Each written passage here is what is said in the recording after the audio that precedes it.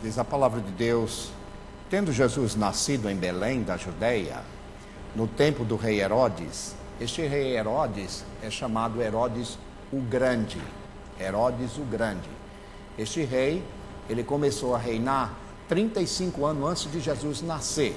E ele morreu 4 anos depois que Jesus nasceu. Olhando o nosso calendário. Herodes o Grande foi um rei muito sanguinário. O sujeito que matou a mulher dele, tinha umas 2 ou 3, matou todas elas. Ficou livre da turma assim, de repente.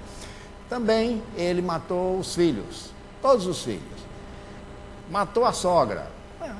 Matou a sogra. Agora, imagine você, um camarada desse, o que ele faria? Sentindo-se ameaçado. Quando os magos chegaram, onde está o rei que é nascido rei? Lá em Jerusalém, ele disse, que? Rei? E foi ele quem mandou matar as crianças de 2 anos para baixo, lembra? Este Herodes o Grande. Era um camarada, não era flor que cheire, né? Então diz a Bíblia, e Herodes então, eis que vieram a Jerusalém uns magos e perguntavam, onde está aquele que é nascido rei dos judeus? Pois do Oriente vimos a sua estrela e viemos adorá-lo. O rei Herodes, ouvindo isso, ficou perturbado, claro, ia ficar perturbado. E reunindo todos, perguntou, onde que vai nascer o Cristo? E eles responderam, em Belém da Judeia, porque foi assim que o profeta disse, o profeta Miqueias. E tu, Belém, terra de Judá, palavras do profeta Miqueias, de modo nenhum és menor entre as principais de Judá, porque de ti sairá o guia que há de apacentar o povo de Israel. Então Herodes chamou secretamente os magos, camarada era fogo, chamou secretamente e disse, olha, vocês vão lá, vejam onde é que está o menino, me digam, para que eu possa ir lá adorá-lo também. E enviando-os a Belém, disse, ide, perguntai. E tendo eles partido, eles foram seguindo a estrela que tinham visto quando estavam lá no Oriente. E quando chegaram, ao verem eles a estrela, regozijaram-se com grande alegria. E entrando na casa, viram um menino com Maria, sua mãe, e prostrando-se, adoraram e abrindo seus tesouros, ofertaram-lhe dádivas, ouro, incenso e mirra. E por divina revelação, eles não voltaram pelo mesmo caminho, eles voltaram por outro caminho, diz a palavra de Deus. Agora, Jesus, nós acabamos de cantar hoje, Jesus Messias. A palavra Messias significa ungido em hebraico e Cristo é a palavra ungido em grego. Então, todas as vezes que você fala da palavra ungido, no hebraico é Messias. E no grego, então, seria Christos, que significa ungido de Deus. Jesus veio estabelecer o reino. Por isso que a Bíblia diz, o reino deste mundo, que é o reino deste mundo, ele veio estabelecer este reino. Não o reino que você vê no mundo de hoje, mas o reino de Deus, ele veio estabelecer neste mundo. E o reino de Jesus, ele é perpétuo. Ele não é um reino passageiro. O reino deste mundo vai passar. Tudo isso que você vê agora, isso vai desaparecer, conforme diz a Bíblia. Mas o reino de Jesus é perpétuo. Então, Jesus veio iniciar um reino. E ele começou com a sua vida, o seu ministério, a sua morte e a sua ressurreição. Mas esse reino de Jesus, ele é um reino poderoso também. Por quê? Porque ele remove demônios. Ele remove Satanás do seu lugar. Satanás não tem lugar onde está o reino de Deus. Onde não está, ele constrói o reino dele, mas não onde está o reino de Deus. E a mensagem toda a Bíblia, a mensagem do Novo Testamento, dos discípulos, foi essa, o reino de Deus. Aliás, Jesus já começou pregando dizendo, o reino de Deus é chegado, arrependei-vos, arrependei-vos. O reino de Jesus vem para quê? Para transformar vidas. Quando você é transformado pelo Senhor, tem a sua vida transformada por Deus, então o reino de Deus é iniciado, é começado na sua vida. Agora, o reino de Deus não é geográfico. Alô? Não é geográfico, ele é espiritual. O reino de Deus é espiritual. Não é de lugar, não. ele é espiritual. Por quê? Ela envolve o povo de Deus em toda a face da terra. Então, isto posto, e como introdução, eu gostaria de só explicar a você por que nós estamos falando este tempo sobre o reino de Deus. Porque Jesus é o rei, e ele veio como rei. Veja o que a Bíblia diz: onde está aquele que é nascido rei? Ele já nasceu rei. Ele não nasceu para ser ou alguém coroá-lo rei. Ele não veio para alguém dizer que ele seria rei. Ele veio nascido como rei. Ele já nasceu rei. Então essa é a diferença entre os reis da terra. Os reis da terra são coroados, são escolhidos. Os reis da terra são ungidos pelos seus locais, politicamente e tal. Mas o Senhor Jesus não. Onde está aquele que é nascido rei? Daí você viu a genealogia dele, domingo passado, com vários reis ali, que foram ungidos reis, mas ele é nascido rei. Onde está ele? Então, o rei Herodes, que também era rei, constituído rei neste mundo, politicamente era um rei, como presidente, imperador, iatolá, não importa, ele era o rei. O rei Herodes, ouvindo falar de outro rei, pensou: epa, esse reino aqui não tem lugar para dois, é só um. Só que ele estava pensando no reino material, no reino humano, no reino físico. Jesus nasceu para ser rei espiritual, formar um reino espiritual que é conhecido e é chamado como reino de Deus. Então, vem a palavra do Senhor dizendo que os magos vieram do Oriente. Quem eram essas figuras? Quem eram esses que são chamados magos?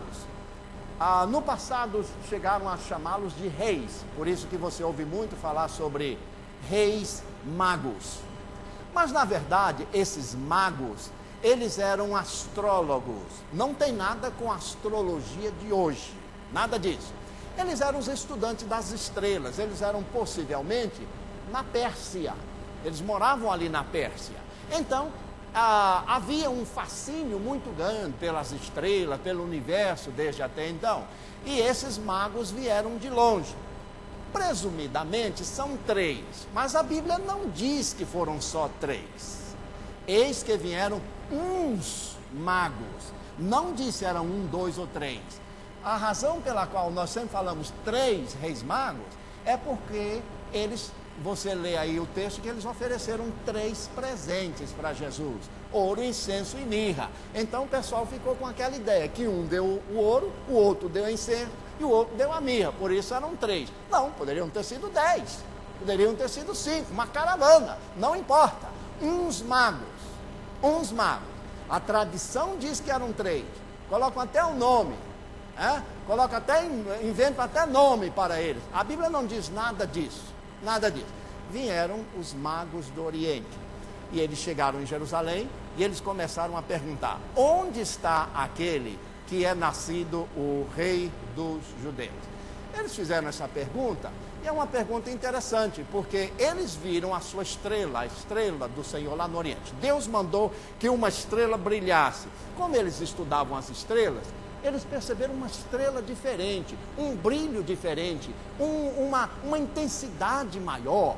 E eles viram aquela estrela, mas eles sabiam que alguma coisa ia acontecer. Por influência do domínio dos hebreus e da convivência dos hebreus nos vários povos na Mesopotâmia, eles tinham conhecimento que o Messias haveria de vir. E é possível que aqueles magos tivessem aquele conhecimento, que alguma coisa iria acontecer, e aquilo de alguma maneira falou a eles, e eles então disseram: não, nós temos que seguir essa estrela. Parece que a estrela estava dizendo a eles: venham, acompanhem, vamos, sigam-me. E eles: nós temos que ir, nós temos que ver. E a estrela realmente estava indicando alguma coisa. Não diz a Bíblia que a estrela saiu de lá da Mesopotâmia, de lá de onde eles estavam, e veio até Belém. É possível que eles viram a estrela, associaram a estrela com o que iria acontecer em Belém, e então saíram de lá, porque eles disseram: nós vimos a sua estrela. Eles não disseram, a estrela está de fora nos esperando, porque todo mundo sairia lá, aonde que está a estrela? Aonde que... Não, nós vimos a sua estrela e nós viemos adorá-lo. Quando alguém vê uma manifestação diferente da graça de Deus, não tem dúvida de que realmente Deus está naquele negócio. Quando você vê a manifestação clara do que Deus faz na sua vida, no seu lar, na sua igreja, no seu trabalho, no seu dia a dia, você sabe que Deus está brilhando, você não tem outra alternativa a não ser, vamos seguir adiante, vamos ver o que Deus quer, vamos acompanhar este brilho para nós. Você não quer ficar no escuro, você não quer ficar onde está, você quer andar, você quer sair do lugar, você quer ir em direção àquilo que Deus está mandando você fazer. Então, eles foram, mas eles chegaram a Jerusalém. Vejam que eles não tinham a menor ideia onde estava o Messias, onde estava Jesus. Nós vimos a estrela dele, mas não sabemos onde ele está. Aí é um fato curioso, há muita gente assim, nós conhecemos isto, mas eu não tenho experimentado algo pessoal na minha vida. Eu sei, eu conheço o Evangelho, eu conheço a lei de Deus, eu vi alguma coisa assim, mas não sei onde está Jesus. Daí o sermão pergunta a você nesta manhã, onde está o rei? Por quê? Porque não adianta só conhecer. Aquele conhecimento intelectual, aquela ideia de saber da história do Natal, saber do que aconteceu, Belém, os magos, a estrela, manjedoura, Maria, tudo isso você está careca de saber, sabe mesmo? Mas o que é que isso tem representado na sua vida? É só um conhecimento intelectual? É só apenas um conhecimento que você tem de ouvir falar? Ou tem sido realidade? Será que o reino de Deus é realidade na sua vida? Será que você vive intensamente esse reino de Deus? Será que você participa deste reino? Será que você é súdito deste reino? Ou é apenas um daqueles que diz, eu ouvi falar, eu vi a estrela dele, mas não sei onde ele está. Não sei onde ele está. Onde está Jesus? E então Herodes ficou perturbado com aquilo. E ele ficou perturbado porque ele disse a alguém, vai ameaçar aqui o meu trono. Deus não vem para ameaçar ninguém. Deus vem para dar a você uma oportunidade, para que você possa confessar a Ele, para que você possa experimentar a graça do Senhor. Agora veja bem, esses magos, esses homens que foram usados por Deus, eles não adoraram a estrela. Apesar de serem astrólogos, eles não adoraram a estrela. Nem tampouco eles chegaram e ficaram diante de Herodes, acharam que Herodes, o rei Herodes da Galileia, não adoraram Herodes também. Eles chegaram onde Jesus estava, não adoraram a Maria, nem adoraram a José. Também não fizeram isso. Eles chegaram, viram o menino na manjedoura e se curvaram diante de Jesus. Eu não tenho que adorar a estrela, eu não tenho que adorar Maria, eu não tenho que adorar José, eu não tenho que adorar a manjedoura, eu não tenho que adorar os magos, eu não tenho que adorar nada. Minha adoração tem que ser para Jesus. Ele é o Filho de Deus eterno. A Ele sim, e diante dEle sim, eu curvo meus joelhos, eu coloco a minha adoração, eu levanto as minhas mãos, eu clamo a Ele. Ele é o Senhor, Ele é o meu Salvador, foi Ele que morreu na cruz por mim, e não José, e nem a manjedoura foi crucificada. Onde está o Rei? Ele está na vida e no coração de cada um que diz, eu quero ser parte deste Rei. Agora, diz a Bíblia que eles ofereceram a Jesus presentes. Três presentes: ouro, incenso e mirra. Há dois significados que eu gostaria de deixar com você. Por que eles deram ouro para Jesus? Dentro de uma questão mais teológica, vamos dizer, teologicamente falando, seria porque Jesus é rei. Se ele foi nascido rei, e ele tem um reino, então nada melhor do que dar para ele o símbolo da realeza, o ouro. O ouro, o que tem de mais precioso, o metal mais precioso. Mas eles deram também o incenso. O que Jesus é? Jesus é o sacerdote. Era o sacerdote quem oferecia o incenso na hora do culto, na hora da adoração. Ele oferecia o incenso, aquela fumaça que saía diante da presença de Deus. Jesus é o sacerdote que oferece este incenso por nós. Mas ele recebeu a mirra. O que é a mirra? A mirra era um perfume muito precioso, um unguento muito precioso. E foi como se que o reconhecimento de que ele era não somente o rei, não somente o sacerdote, mas o Senhor Jesus Cristo seria o cordeiro imolado. Ele morreria, ele sofreria, ele daria a sua vida. E ali foi como alguém antecipando a unção do corpo de Jesus para a sepultura. Teologicamente você liga um fato com o outro. Mas existem algumas outras explicações interessantes. Por exemplo, se alguém acha que seria diferente, eu diria, poderia ser. Jesus nasceu numa família muito pobre. Tão pobre que, certa ocasião, ele disse: eu não tenho nem onde reclinar a minha cabeça. Muito pobre. Então, aquele ouro simbolizaria o quê? A provisão de Deus. Deus provendo para a família. Talvez, como aconteceu que eles tiveram de fugir para o Egito, Deus estava provendo para a família. E o incenso? O incenso seria como que uma proteção.